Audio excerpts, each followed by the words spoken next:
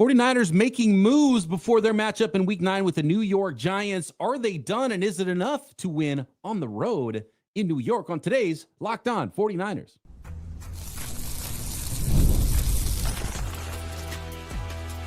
You are Locked On 49ers, your daily San Francisco 49ers podcast, part of the Locked On Podcast Network, your team every day. Welcome to Locked On 49ers. Brian Peacock and Eric Crocker at BD Peacock at Coach Crocky. Thanks, everybody, for making us your first listen from the Locked On Podcast Network, your team every day. Love our everydayers. Thanks for hanging with us once again. If you're new to the program, welcome. We appreciate you. And hit that subscribe button. A lot of everydayers aren't even subscribed, so do that right now on YouTube or wherever you are listening to this podcast. Helps us out tremendously. And say hi to us on Twitter at BD Peacock at Coach Crocky or in the YouTube comments. Today's episode of Locked On 49ers is brought to you by Mazda. Like the players on the field, Mazda sweats every detail because when you make every move count, pulling off the unexpected is only the beginning. Stay tuned later for highlights in this week's Mazda moving the game forward. Mazda, move and be moved. John Lynch definitely moving this 49ers team forward, active at the trade deadline once again. Might not even be done, but Croc, timing-wise, it was weird with the trade this week as we had just recorded our podcast with Wink right before the trade came down of Keion White from the New England Patriots, and then we had the crossover. So you and I have not even talked yet since that deal has been done. What do you think about the move for Keion White, who was just a second-round pick a couple of years ago and absolutely looks the part, even though he fell out of favor very quickly in New England? I think he's exactly what you were describing the 49ers needed to trade for. They weren't going to take a huge swing, and that's not to say that they can't still, or now you can't, but that's not to say that they weren't going to try to take a huge – oh, my goodness.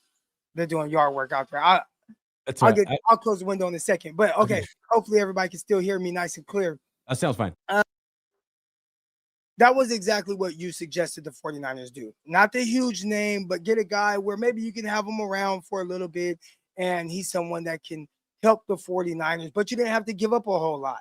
My thing was, remember, I didn't want to give up, a third-round pick, a fourth-round pick, or anything like that, but a later pick, as you suggested, for a guy that could come in, give you some depth, especially where 49ers are missing, maybe add some pass rush productivity. We'll see what he can do from there. But I like the idea in which the 49ers are thinking with this one.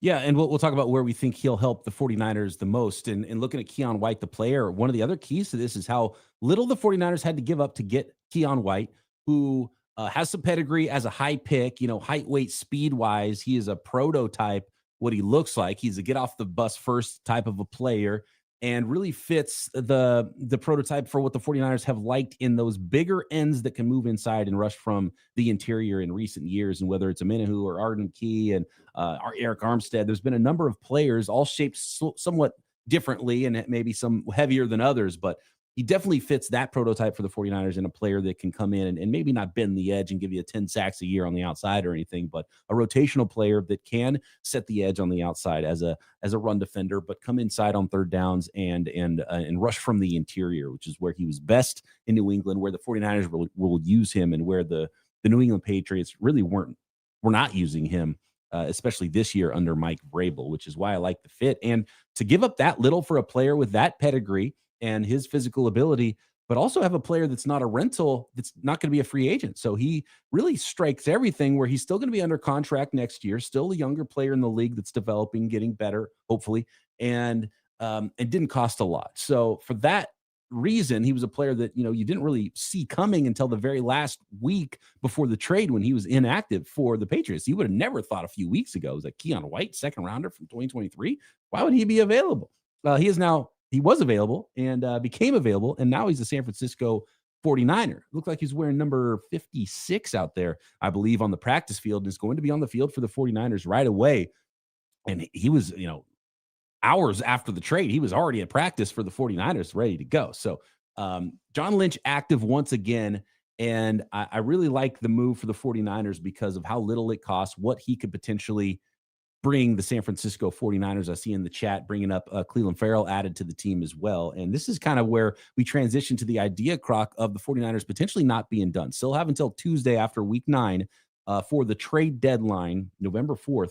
And so there's been some reports that maybe the 49ers are calling on bigger names like Trey Hendrickson. Trey Hendrickson not at practice today. He's already got an injury. I don't know if the 49ers want to bring in a guy that's going to cost a little bit more and has an injury that is not signed for next year, because one of the big things John Lynch talked about on KNBR this week was if they're going to spend for a guy, they want someone who's going to be around for them. And that would not be Trey Hendrickson, despite reports that the 49ers have heavy interest there. You look at Keion White, what the 49ers have already done there with White and who could potentially be available for the San Francisco 49ers. The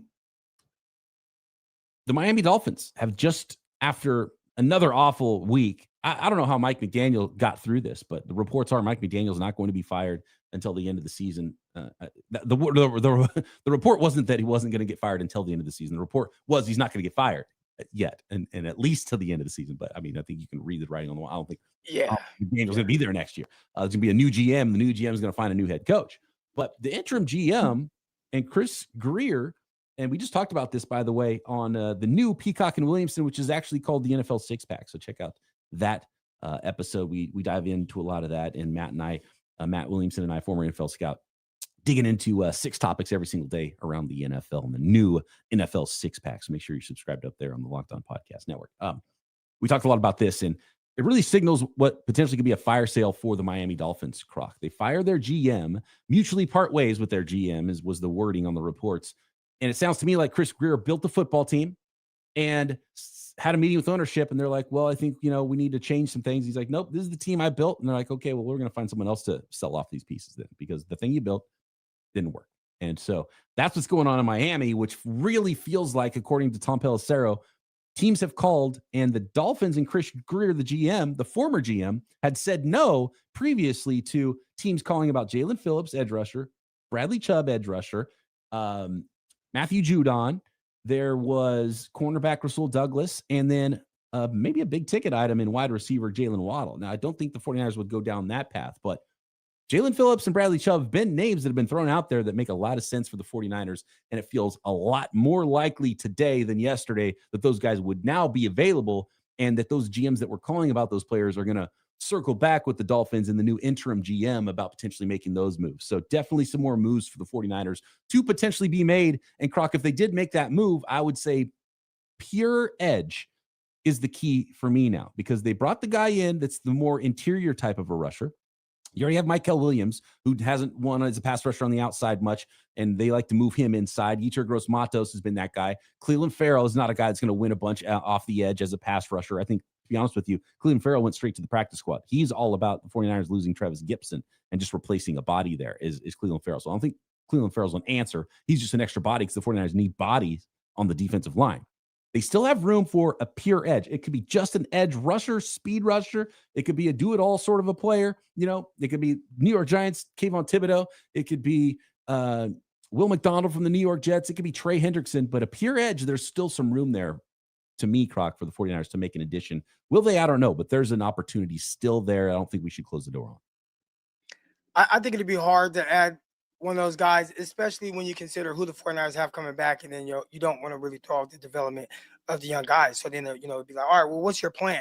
You do have Nick Bosa coming back next year, right? Not this season, but next year. That's your big money guy. You're hoping that Michael Williams continues to develop and then adds kind of that pass rush repertoire and adds some pass rush productivity from there as well, along with guys like Alfred Collins and West. And, so there are some young guys that you are going to bank on being a part of your future. I assume that's what the plan is. And then just thinking about, other defensive ends that the 49ers have that have gone down with injury that you hope to get back and contribute as well. So hard to see them doing anything extra right now.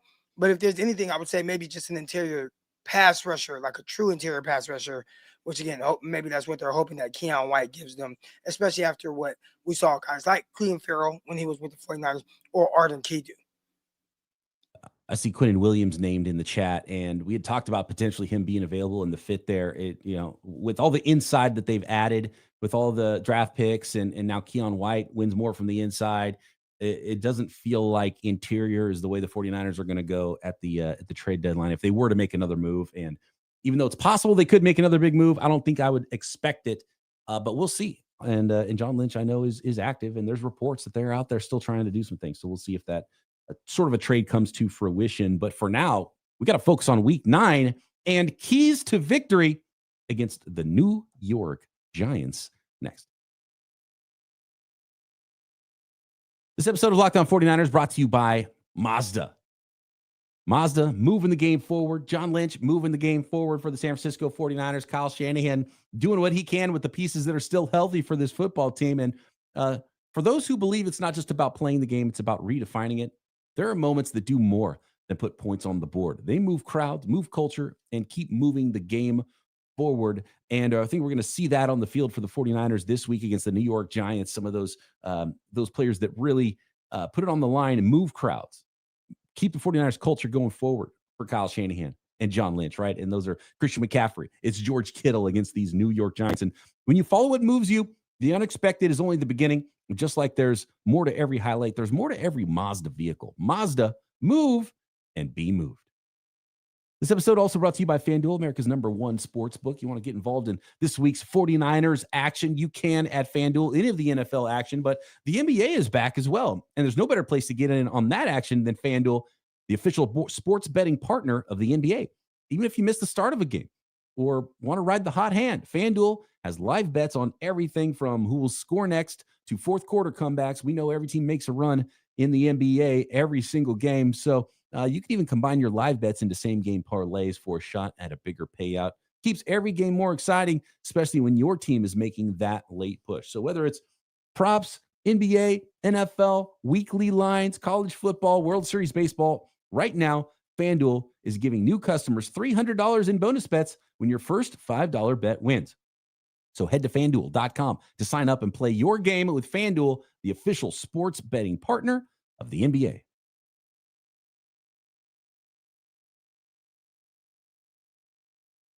All right, Croc, looking at these New York Giants, and you got a rookie quarterback in Jackson Dart, who, as rookies go in the NFL, a bit of an up and down rookie season, and has shown really some glimpses of potentially being someone who could be really good at quarterback. Cam Scatterbo brought a ton of energy, dislocated ankle. He's done for the year. And Malik Neighbors already done for the year. So this is a football team, Croc, that the 49ers, even as banged up as they are, should be able to go. But you should be able to go beat a rookie quarterback without all of his weapons and a defense, despite having some pass rush capability, really not doing anything against the ground game, really have a tough time covering guys as well. Like this is a game where the 49ers should be able to go on the road to New York and win a football game. Can they do it, though? And what are those keys to doing so, Croc, to you in week 9 against the New York Giants? I think getting to the young quarterback, this is a guy that has shown time and time again throughout this season. One, he's very scrappy, but he's willing to make plays off script, and that's tough to really prepare for. So we saw that with young Russell Wilson. I'm not saying he's young Russell Wilson in the sense of just how athletic he is, but he's clearly athletic enough to where that element of his game puts pressure on opposing defenses. Now, he's not throwing to Malik Neighbors. He's throwing to guys like, I want to say Jalen Waddle, but Wan'Dale Robinson. Wan'Dale Robinson, right? I mean, who solid receiver, kind of a number 3 kind of slot, Richie James type of guy. But if the 49ers allow Jackson Dart to move around, he can find the Wan'Dale Robinson downfield. Slayton, I like Slayton, tried to hide a little bit, changing his number that he wore for the first few years of his career. But Slayton, he's a big play guy. You can't let him get going and get moving downfield. So I think the number one key for the 49ers as it pertains to stopping the New York Giants is you have to, one, keep this quarterback in the pocket. Make him play from the pocket. And two, you got to kind of take some of his confidence early on. Because I've watched Jackson Dart, and when he starts to kind of get that mojo flowing, he's a different kind of guy. Plays with a lot of swagger, and the more confidence you give him throughout a game, the better that kid starts getting, and he's making a lot of plays. Yeah, I think you nailed it. Keep him in the pocket, play some contain on that defensive line, And then who knows, maybe even the new guy in town, Keion White, could give you a little pass rush from the interior. One thing I've noticed from Keion White, and in Vrabel's defense, they used him more just on the outside previously that he was drafted for with the Bill Belichick, and then the last year as well, kind of moving him around in that big piece, because the Belichick defenses, remember in the past, you would see the 280-pound stand-up rusher sometimes, but then they would move over the A gap and move guys around. And I think Keion White can do some of that for the 49ers, even in a limited role. Might not know everything with terminology and about the defense, but just as a rotational role on third downs, I want to see Keion White in there. He's got a really good swipe move where he can knock those offensive guards' hands away.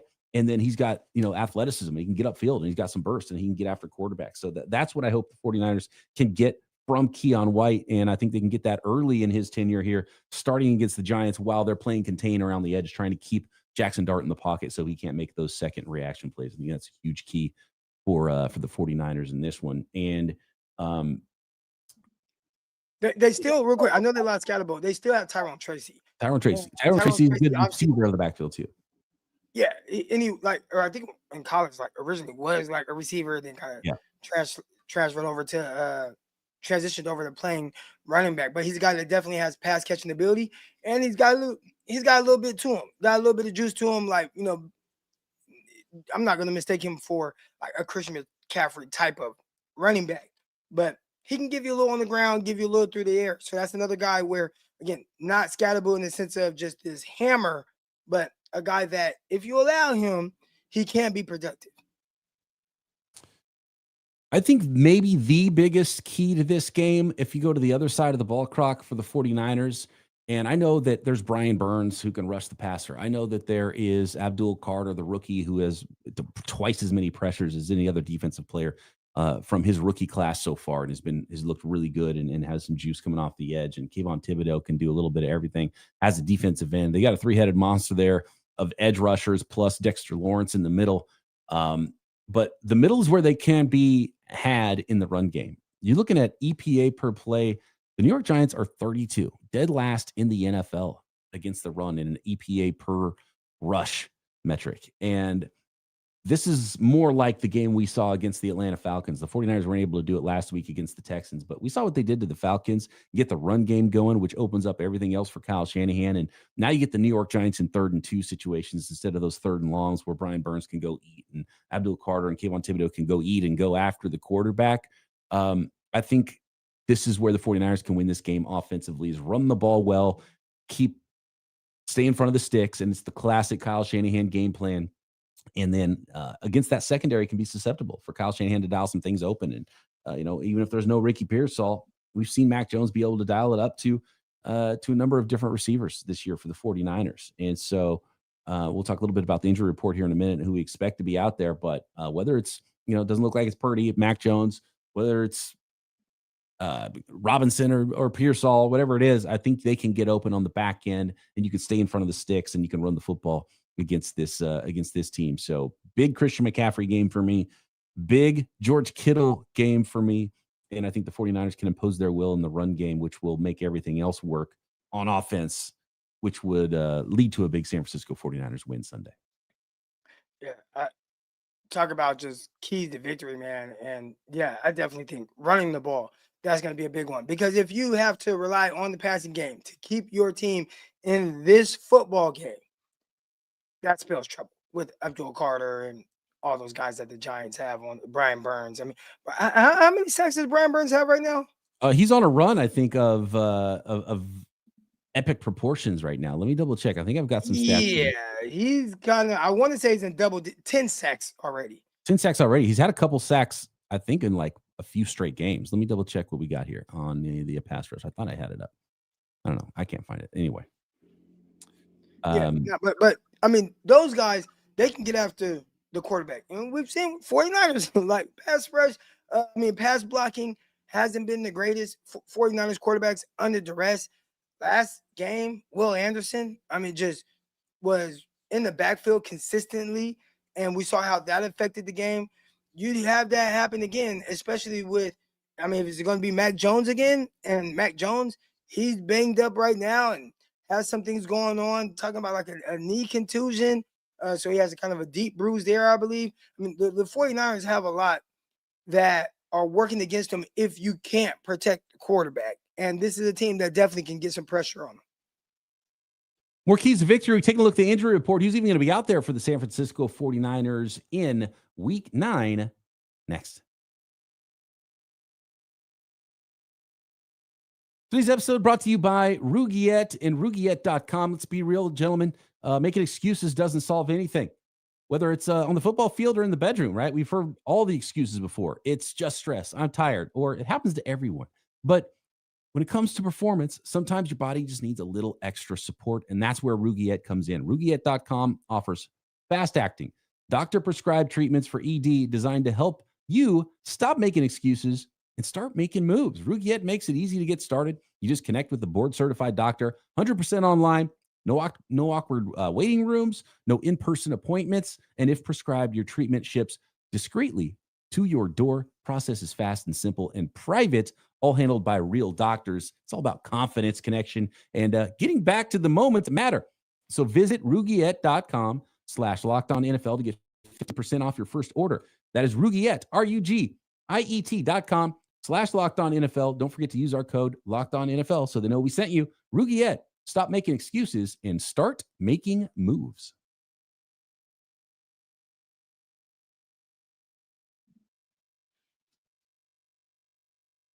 I want to see something not only from the running game, but I want to see something from somebody who's not Christian McCaffrey in the running game, whether it's Brian Robinson getting a little bit more run potentially.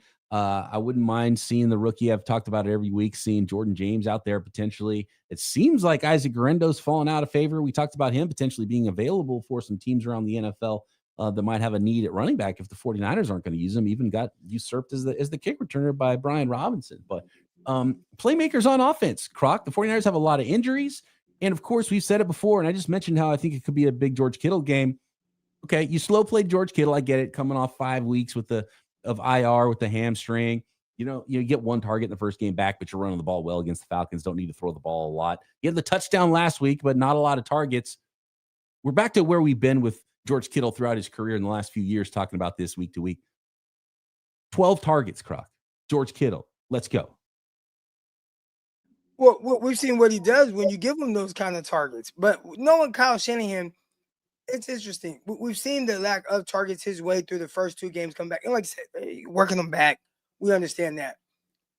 I'd say Kyle is known for every once in a while doing something off script, which would be targeting George Kittle a ton. So maybe it is a George Kittle game. I do believe if it is a Kittle game, it's not something that Kyle Shanahan actually planned. It just so happened that Kittle ended up getting 9 targets. And I think if the 49ers get him 9 targets, they'll be much better for that offensively. You got to find one of the guys that's your most dynamic player on offense that you have right now, especially while the other guys that you're hoping will contribute to the air are currently injured. Bobo in the chat says, I thought Guerendo was training with Frank the Tank all offseason and was looking good. I mean, that's the offseason reports. There's a lot of fluff out there. And it's just kind of a reminder. Don't fall for every offseason report about so-and-so looks amazing and they're going to have a career year. So-and-so looks amazing. They're going to have a career year. You kind of got to, watch them play in the preseason, watch how things go themselves. The 49ers brought in Brian Robinson. They drafted a rookie. I think it was pretty clear that maybe they didn't expect a lot from him. But the thing is, I don't think they expected a lot from D. Winters because the same thing happened. And guess what? D. Winters all of a sudden takes off and has this huge year 3 breakout and wins the starting job. And then the guy that he drafted in the 3rd round, and Nick Martin, can't get on the field for the 49ers. Even when Winters was not on the field, it was Curtis Robinson and not Nick Martin. And we were hyped for Nick Martin too, seeing him improve in every preseason game, start to get better and better, and watching him fly around and make hits. So it'll be interesting if Winters continues to be banged up, if it's going to be Robinson, or maybe if they have time now to prepare Nick Martin because it wasn't an in-game situation, then just didn't want to throw him in there, that maybe Martin gets the start. And D. Winters was limited in practice, as we do weekly, Croc. We got to talk about the practice reports, and they haven't gone and had their practice yet on Friday, but we can kind of see how some of these things are going. And D. Winters has been limited at practice. Thursday, he was limited with his knee injury that he popped up with that knee injury and was in and out of the game. last week. Upton Stout, shoulder injury, limited in practice Thursday. Sam Okawanu, ankle injury, limited in practice. Yetur Gross-Matos with his hamstring, still limited. Jordan Elliott, ankle injury, limited. Alfred Collins had a shoulder last week. He was also in and out of the lineup, but did play a lot of snaps even after the shoulder injury, so I assume he'll be able to play. But he was limited in practice Thursday. Ben Barch working his way back, not quite ready for full participation as of Thursday. We'll see if he gets that full participation Friday and jumps back into the starting lineup at left guard. Still dealing with that knee injury, limited. And Brock Purdy also limited. And we just have Purdy's, it's just like such a weird injury that I think he's going to have to be full go before he's back out there on the field for the 49ers. So I would expect Purdy is not out there, even though he is getting in some limited practices this week. And then Croc still not practicing is Bryce Huff with a hamstring injury, Jake Brendel hamstring injury. They both went down in that Falcons game, probably not going to be able to play this week. And again, Ricky Pearsall still out with the knee injury, not practicing all this week. Ricky Pearsall is the what, man? I remember early in the season, we talked about his inability to just stay healthy. And I know I got a lot of pushback. It's like, he's only missed one game outside of the original games he missed to start last season. But it seems to be something that is always kind of biting him. And it wasn't just the game that he missed. The few games that he missed, obviously due to the gunshot wound. But prior to that, there were a lot of different things he had going on with his shoulder. He had some stuff with a knee. A lot of the stuff kind of poured into this season in the offseason where we hear during OTAs, like, he's being held out for something. And it seemed minor, but hey, if there's a game, he play tomorrow. And now these injuries continue to be an issue for the young receiver. So he's going to have to figure out if it's his offseason training regimen, but there's something that's making it to where, like, his body isn't quite holding up the way you need to be, at least in this short sample size. And the 49ers need him out there. Yeah, and it was clear a little, I don't know if it was miscommunication or the Niners felt differently about his knee than he felt, because he was the one that came out after the game. He was like, yeah, my knee doesn't feel right. It's, I forget the word he used, but it was like loose. He's like, my knee's not, there's some, there's some problems with the knee, and the reports didn't sound like it was going to be this bad of an injury, but clearly Pearsall felt it. And so he's not ready to go. I would say with Pearsall, it's not about like toughness, and it's not about, how many games he missed in college. I just think he's not that big of a guy. Like, he's just pretty narrow framed, lighter player. And you see it sometimes on the field. He's tough. He'll go over the middle, but he's just not that big and not that strong. And so you'll see him get pushed off his routes sometimes. So play strength is an issue. And I don't know if that follows suit with his body. He's going to not hold up to the pounding of the NFL just because he's not that big and strong and thick of a player. And in some cases, physicality can get you in trouble because you're tough and you'll take hits, and then that breaks you down. So that would be the big worry right now with Ricky Pearsall. And it is unfortunate that he's not been able to get back on the field, but Duke can get open and Duke can catch the football. And it would be really nice for the 49ers to get Ricky Pearsall back. And so who knows, maybe Pearsall and Ayuk hit the field at the same time for the 49ers in a game sometime soon. But this week, looking like no Ricky Pearsall out there. I want to talk about one more thing here, Croc, which is really unfortunate for the 49ers. Not unfortunate that they are getting some of their offensive linemen back and healthy, like Ben Barch and Spencer Burford. By the way, Andre Dillard, the weirdest 49ers non-career ever. So they added Andre. Remember in the offseason, they signed Andre Dillard, but we never saw him. And was like, what the heck happened with Andre Dillard? Then he was gone. And then they signed him to the practice squad this week, and then released tackle Brandon Parker, and then added Parker to the practice squad and released Dillard from the practice squad the next day. So I don't know what's going on there. Was there he was actually not ready to practice and there was an injury? Really weird situation with Andre Dillard, but he spent a total of 2 days on the 49ers with actually a uniform on, I feel like, this whole season and off season. Just really strange situation. But Croc, the big story that's kind of swept under the rug this week of the trade deadline is the Niners lost another player. It was Travis Gibson, who was picked up and signed this week off the 49ers waivers and practice squad.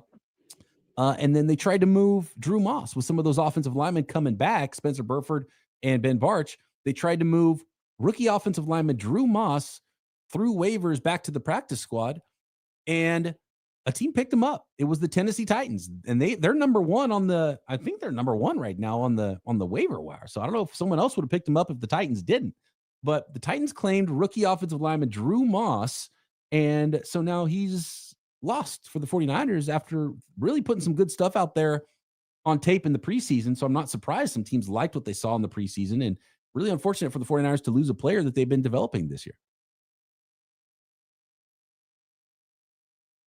Excuse me. That was a guy that a lot of people were really excited about in the offseason. And for a 49ers team right now that has a lot of offensive line issues, you're talking about the back and forth with Andre Dillard. They've had injuries there to the interior. I still don't think I almost called him Mike Potty, but Dominique Puni is 100% healthy.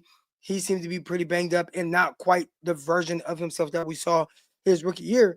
But Moss was a guy that people were excited about. Like, oh, okay, the 49ers may have got him one. And then found the guy that could play. And it's like, nope.